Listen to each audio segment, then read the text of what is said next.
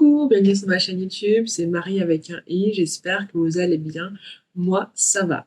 Si tu tombes sur ma vidéo ou sur ma chaîne YouTube, je me présente, je m'appelle Marie et je suis mannequin et je suis aussi youtubeuse depuis à peu près 6 mois. J'ai décidé de me lancer sur YouTube parce que je voulais vous raconter la vraie vie de mannequin. Tout n'était pas tout rose, que la vie n'était pas faite que de paillettes. Et je pense aujourd'hui avec du recul que le fait d'avoir fait des vidéos, d'avoir raconté mon expérience, mon petit parcours, il y a eu des conséquences et je suis là aujourd'hui pour vous expliquer quelles ont été ces conséquences. Alors, cette vidéo sera la troisième partie de mes aventures à Milan. Je vais vous raconter un peu ce qui s'est passé depuis que je suis revenue en France. Les deux premières parties sont déjà sorties. Donc si tu n'as pas regardé, si tu ne sais pas de quoi je parle, je t'invite à regarder les deux premières parties pour savoir un peu de quoi je parle.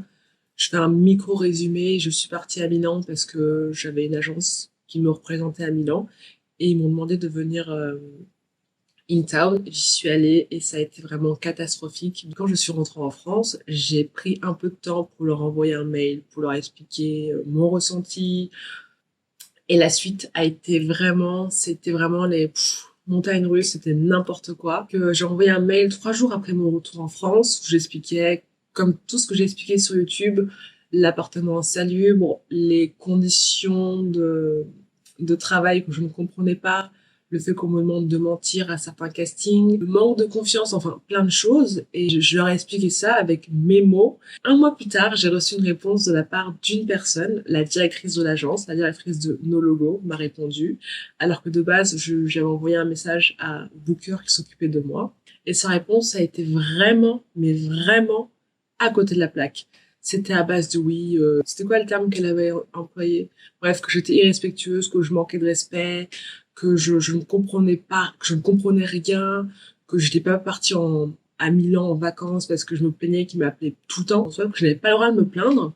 Il faut savoir que je suis très calme, je suis vraiment très très calme, mais j'aime pas qu'on se moque de moi et j'aime surtout pas qu'on me manque de respect. Donc quand je parle avec une personne adulte, je suis aussi une adulte, donc j'aimerais qu'on me respecte et sa réponse a été très irrespectueuse. Et à la fin de son message, elle dit oui, on mettra ton agence mère en copie-collée, enfin en copie. Et je suis ok, d'accord, ok, j'ai pas peur, hein. Et ça a commencé à prendre des proportions un peu disproportionnées parce que quand ma première partie est sortie, j'ai reçu un mail de la part de la directrice de l'agence. Et je veux dire son nom parce que j'ai pas peur, parce que nous sommes en France, dans le pays de la liberté d'expression. Et j'ai reçu un mail de la part de Gouzi, la directrice de No Logo Management, qui a été un mail de menace. C'est-à-dire qu'elle me disait que je devais arrêter de parler de son agence, que je devais arrêter de citer son agence, que je devais arrêter de parler des bookers, du travail qui avait été fait par ses collaborateurs à mon égard. Et c'est à base vraiment de, littéralement, de si tu continues à parler de nous, je prendrai des proportions légales pour que tu arrêtes d'en parler. Que je devais me fermer ma gueule. Et que, et que sinon, en fait, elle porterait plainte. Et je vais vous dire un truc, le mail, quand je l'ai vu, j'ai vraiment beaucoup rigolé. Parce que je me suis dit, je raconte mon expérience, mon ressenti, tout ce que j'ai vécu, et tu me menaces. Euh, non, non, ça ne marche pas comme ça en fait. Donc en fait, on peut peut-être qu'en Italie, on menace les gens quand ils parlent, mais en France, on menace pas quelqu'un en lui disant que si tu parles de moi, si tu racontes ton expérience, je porte plainte. J'ai sorti la deuxième partie et là, je vous sors la troisième partie. Donc son dernier mail, personne n'y a répondu, je n'ai pas répondu, mon agence m'a pas répondu parce qu'on a tout simplement dit que elle était un peu en train de péter les plombs et que c'était mieux de la laisser péter les plombs dans son coin. Donc c'était ce qui s'est passé depuis que je suis revenue en France avec mon ancienne agence, parce que oui, je ne suis plus représentée par eux. Je pense que vous en doutiez. Ils m'ont dit on te laisse trouver une nouvelle agence à Milan. Ouais, mais non, non merci, parce que le j'essaie de trouver les bons mots parce que j'ai pas envie que ce que je dis soit utilisé contre moi, mais le business de faire venir des filles dans un pays étranger, parce que c'est un business, parce que le fait de, quand on fait venir des filles et que on dit ouais, il faut que tu sois en ville parce que tu vas travailler et tout, et qu'on loue une chambre, accessoirement un lit à 30 euros la nuit, et qu'on veut qu'elle vienne pendant 30 jours, ça fait 900 euros par mois. Donc en fait, il faut savoir que quand on part à Milan, on sait qu'on a une dette de 900 euros si on part un mois et que après il y aura toutes les frais farfelus que l'agence va inventer. Donc ouais, pour moi c'est vraiment un business et ça fait un peu écho à l'article qui est sorti sur le Times Magazine au sujet des mannequins qui étaient recrutés par des agences dans des camps de réfugiés au Kenya.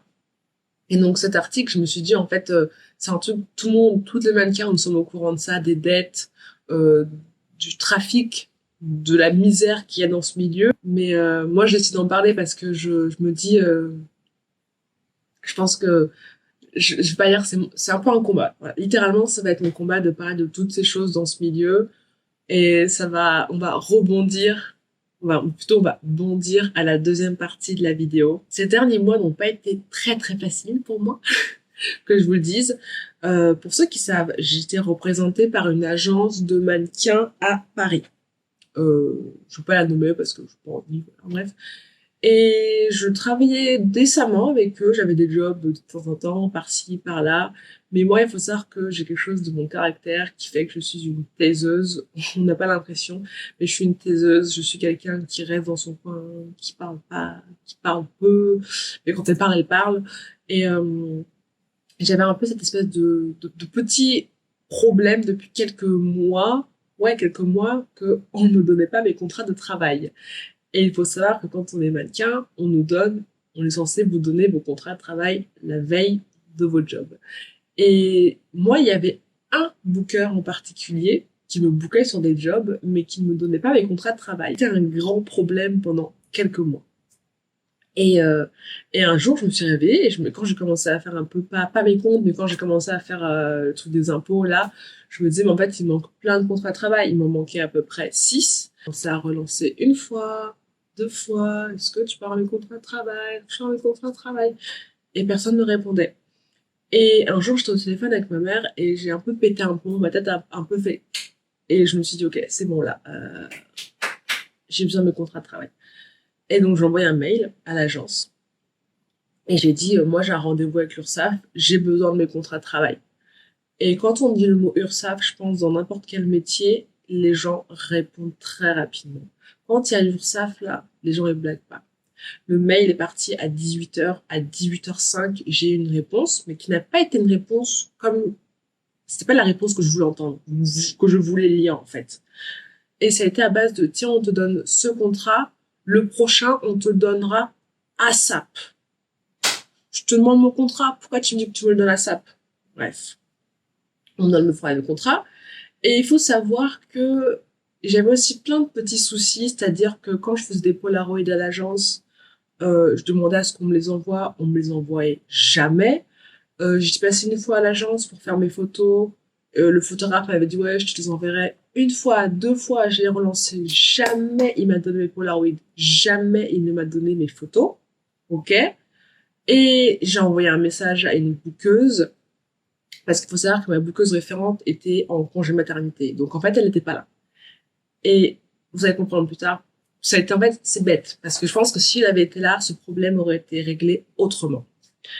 Et donc j'envoie un message à une bookeuse qui la remplaçait, sa bookeuse assistante, et je lui dis oui, est-ce que tu penses que je peux passer à l'agence pour récupérer des composites? J'avais plus de composites et aussi parce que je voulais un peu parler. Et j'avais pas eu de réponse de sa part. Et entre-temps, comme je vous ai expliqué, j'avais envoyé le mail par rapport au contrat de travail et à l'URSSAF. Et comme par magie, elle m'a répondu, genre au bout de le lendemain des mails d'URSSAF, elle m'a répondu que ouais, est-ce que tu peux passer à l'agence aujourd'hui? Et comme je vous ai dit dans une précédente vidéo, les agences, parfois, ils ont ce truc-là de dire aux gens, est-ce que tu peux passer dans 1 heure, dans 2 heures? Mais en fait, j'ai aussi une vie. Je sais pas s'ils pensent que je n'ai pas de vie, mais j'ai aussi une vie, donc non. Voilà. Je peux passer à l'agence et je me dis, ouais, je pourrais passer demain. Mais il faut savoir un truc. Je suis pas bête. Hein. tout ce petit remue-ménage, mes contrats de travail que je voulais qu'on me donne parce que c'est juste illégal de pas donner un contrat de travail à quelqu'un qui a travaillé. Et puis la réponse un peu froide et tout. Et le lendemain, j'y suis allée. Et donc j'arrive à l'agence et elle me dit oui, D veut te parler. Et donc je dis ok d'accord. D qui veut me parler, ça pue. Parce que franchement en fait, pourquoi tu veux me parler?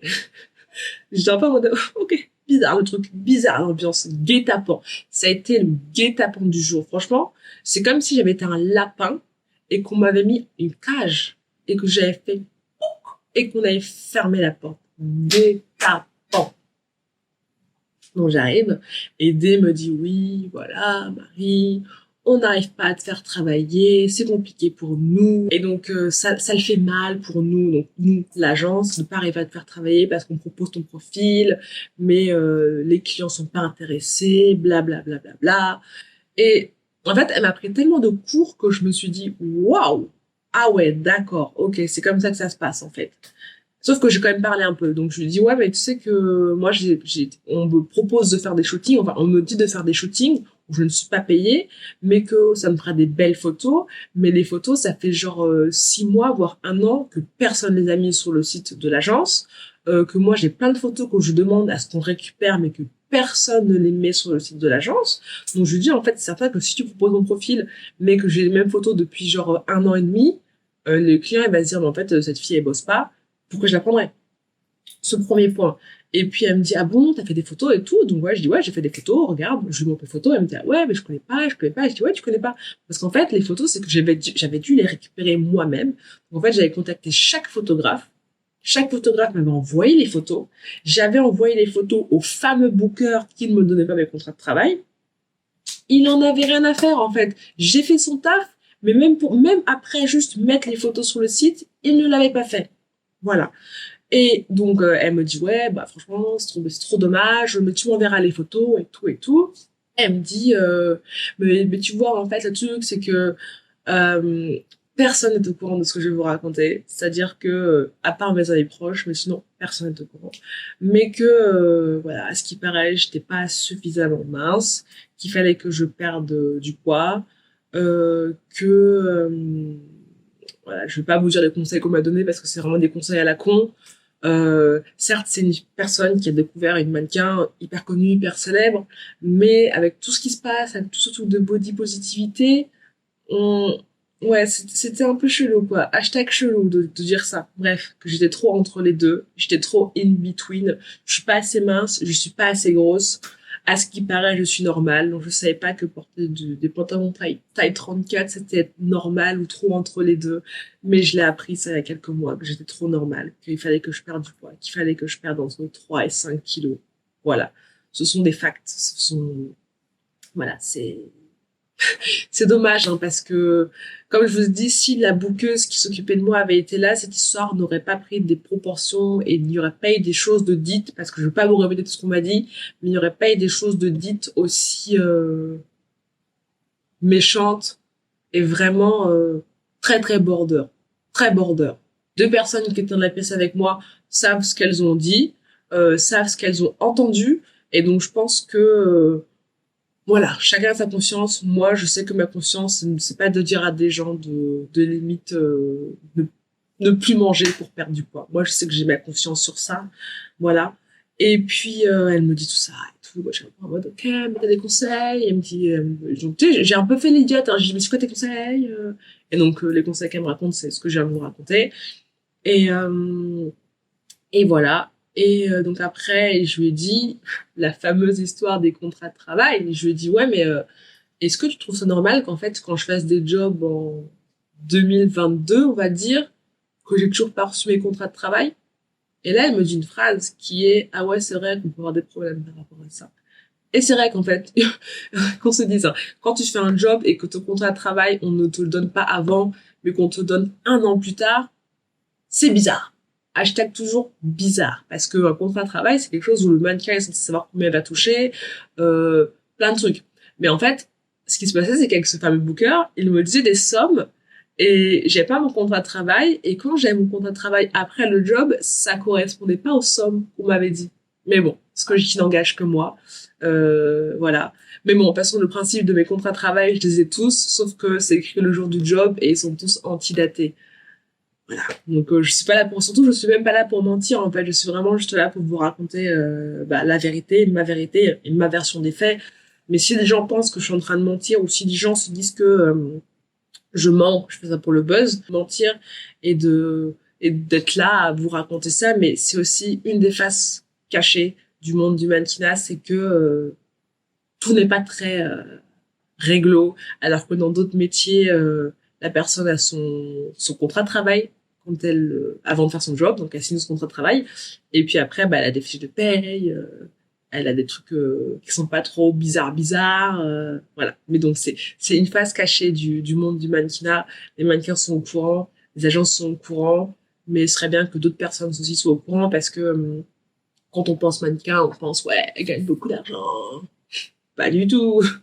Pas du tout, hein. Genre, on n'est pas pauvre, hein, bien sûr, mais c'est juste que on gagne pas beaucoup d'argent. Voilà. Quand on gagne beaucoup d'argent, c'est quand ce sont des droits. Sinon, on survit. Voilà.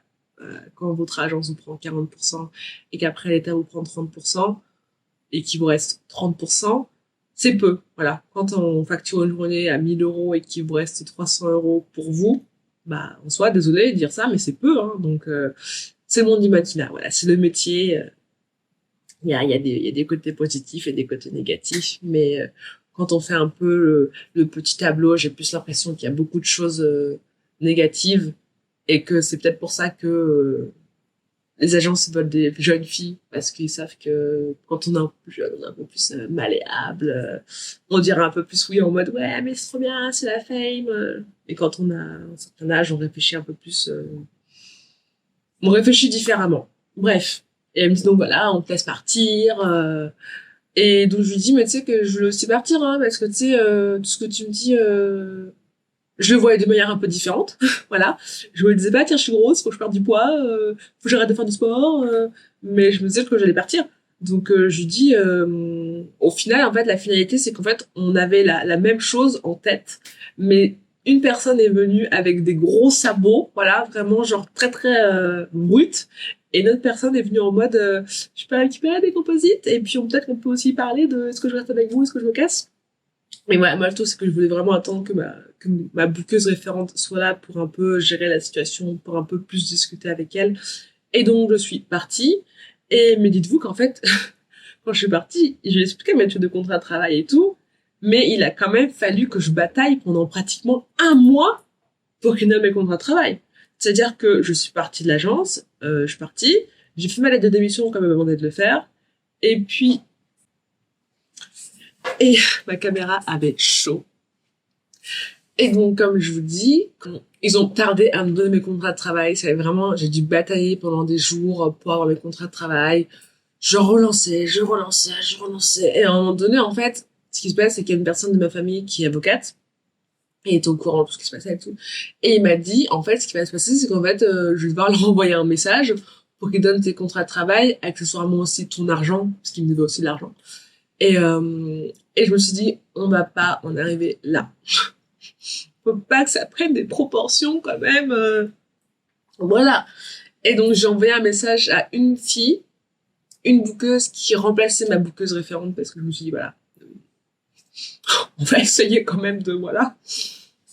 Et donc j'ai envoyé un message et je lui dis voilà, ça fait quand même un mois que je relance au sujet de mes contrats de travail. J'aimerais vraiment avoir mes contrats de travail, j'aimerais avoir mon argent et que on se dise au revoir, voilà. Et elle m'a dit je n'étais pas au courant, blablabla. Et en une journée, en une après-midi, dites-vous qu'elle a réussi à gérer un problème que je traînais depuis des mois, voire, on va dire, slash années, mais plus depuis des mois. Elle m'a donné tous mes contrats de travail, antidatés. Elle m'a dit, ton virement, on te le fait. Je te le fais, genre, on te le fait ce soir. Tu reçois ça dans 2 jours. J'avais encore de l'argent qui allait arriver, mais c'était par rapport aux droits, donc c'était quand les photos allaient sortir, j'allais avoir l'argent. Elle m'a dit, dès que les photos sortent, tu m'envoies un message, on te fait ton virement. Et je me suis dit, ok, enfin, j'ai réussi à gérer ce problème. Enfin, parce que j'en pouvais vraiment plus. Ça m'énervait tellement de me dire, en fait, on a collaboré ensemble. J'ai toujours été respectueuse avec vous, j'ai toujours été patiente, j'ai toujours fait tous les castings avec le sourire. Et quand je vous demande juste d'être décent avec moi, vous n'êtes pas. Et en fait, en fait, j'en pouvais plus. J'étais vraiment, en fait, cette histoire m'a essorée. Littéralement essorée parce que je me suis dit, je vous demande juste mes contrats de travail. En fait, merde, je vous demande pas un truc que, en fait, vous me devez ça, en fait. Vous devez me donner mes contrats de travail. Merde. Et voilà. Et donc,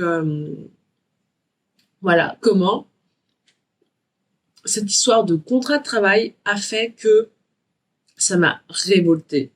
Milan m'a révolté. Tout ça, ça m'a énervé. Quand je vous dis que ça m'a énervé, littéralement, et je me suis dit, en fait, il se passe tellement de choses dans ce milieu qui ne sont pas normales.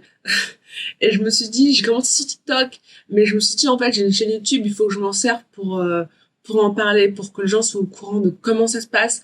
Je pense que les agences font leurs choses, mais les clients ne sont pas au courant de tout ce qui se passe. Les clients ne sont pas au courant de la manière dont les agences traitent les mannequins. Et je me suis dit, trop, c'est trop. Donc j'utilise vraiment cette chaîne YouTube parce que je me dis, c'est ce que j'ai. Voilà, personne ne peut me stopper, personne ne peut me dire t'arrêtes de parler parce que je fais ce que je veux. Ma caméra, parce que j'ai une nouvelle caméra, ma caméra, je l'ai achetée, mon ordinateur, je l'ai acheté, et la chose dont personne ne pourra me faire taire, c'est que j'ai le droit de parler. Je m'appelle Marie, je suis mannequin, youtubeuse, et j'ai le droit de parler. Et si les gens ne sont pas contents, je m'en fous. Je m'en fiche, j'ai le droit de parler. Et cette vidéo va se terminer.